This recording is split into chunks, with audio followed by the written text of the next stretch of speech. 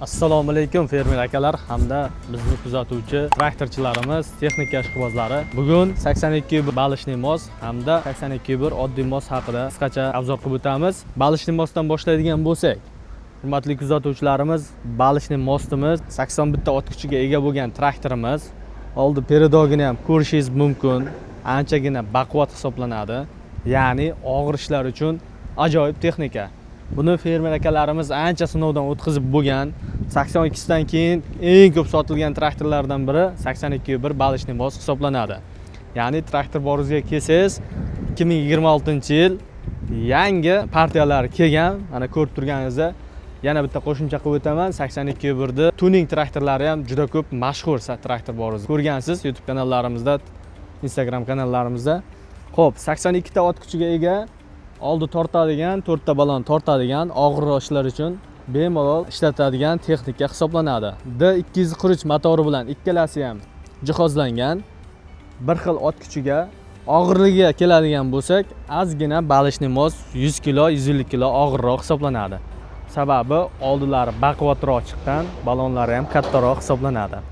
Qator orasiga ham ishlatsa bo'ladi. Ko'plab mijozlarimiz, klientlarimiz kelishadi, qator orasiga olsam bo'ladimi deyshadi. Ko'pchilik 82 oddiy mosni olishadi qator orasiga. Lekin traktorchi akalarimiz buni ilojini topishgan. O'sha balonni ozgina ichkariga kiritish usullari bor. Traktorchilar biladi. Bemalol buni ham ikkita oldini ozgina kirgizib, 76 qator orasiga ham ishlatib yurganlar bor. Ya'ni bu traktorga ortiqcha bir nima berish shart emas. Ya'ni hamma bilgan o'sha 82 balishli mos. Ikkinchi traktorimiz oddiy mosga keladigan bo'lsak, bu traktorimiz D243 dvigatel bilan jihozlangan. Bu ham xuddi bir xil ikkalasi.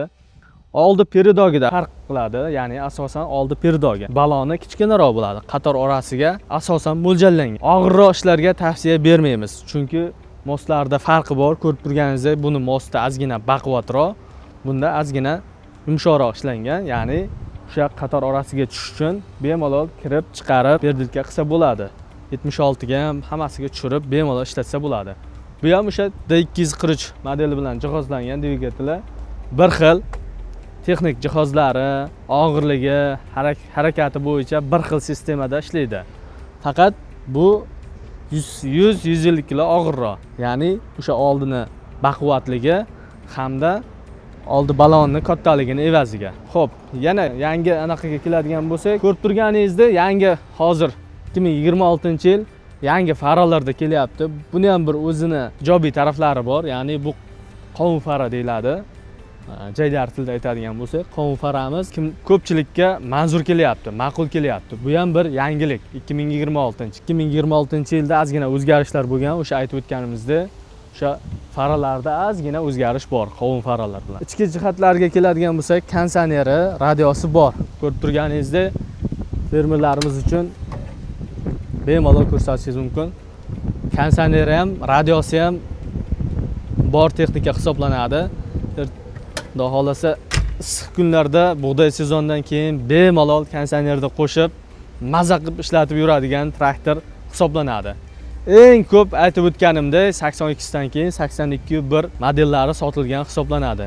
Legendarniy traktorlar qatoriga qo'shsak bo'ladi bemalol. Bizga ma'lumot olish uchun, narx-navo olish uchun bemalol quyidagi raqamlarga aloqaga chiqishingiz mumkin.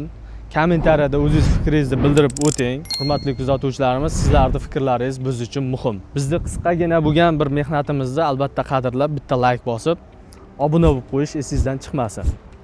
Xo'p, yana yangiliklarga keladigan bo'lsak, bu traktorlarimizga eng yaxshi effekt beradigan joylardan biri bunga bemalol pogrushchik taqib ishlatsa bo'ladi. Bu chorvachilikda ajoyib imkoniyatlarga ega bo'ladi. Chorvachilik bilan shug'ullanadigan fermerlarimiz 82 balishli mosni sevib xarid qilishadi. Traktor boringizdan juda ko'pchilik o'zini taqib berish o'zimizda bepul bilasizlar.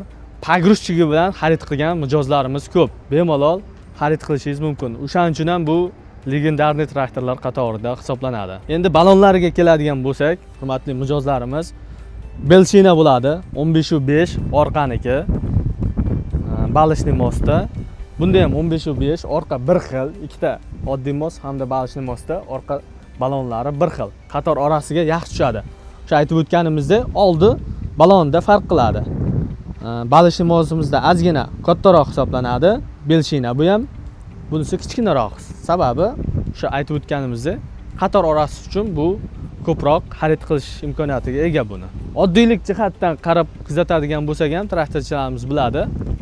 Oddiy, sodda ertaga traktor buzilib yoki biron bir texnikada bu buzilib qolishi mumkin, biron bir narsa bo'lib qolishi mumkin. Buni dalani o'zida ochib, fermer akalarimiz sozlab, o'zi haydab ketish imkoniyatiga ega. O'shaning uchun Belarus baribir Belarus deyishadi.